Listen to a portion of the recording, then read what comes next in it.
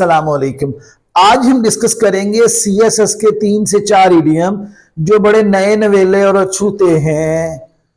गो back और go home, गो back और go home. काम करो नहीं तो घर जाओ, काम करो नहीं तो छोड़ दो। For the final match we decided to go back और गो होम। जबकि दूसरा है I kid you not, I kid you not, मैं तुमसे मजाक नहीं कर रहा। I kid you not, I kid you not, सुन लीजिए मैं तुमसे मजाक नहीं कर रहा।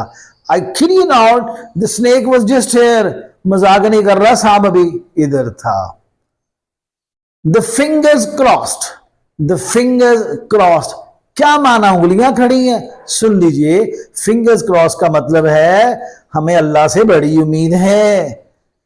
We will win the match, the fingers crossed, इंशाल्लाह मैच जीतेंगे, उम्मीद है।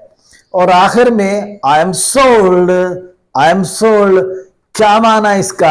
I am sold का माना होता है मैं कायल हूं, मैं कायल हूं।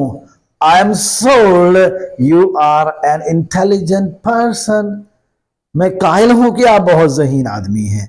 सो माय डियर व्यूअर्स, इस तरह के अछूते लेक्चर्स, नई चीजों को जानने के लिए नदीम इंग्लिश स्किल्स को फॉलो, क्लिक, शेयर कीजिएगा।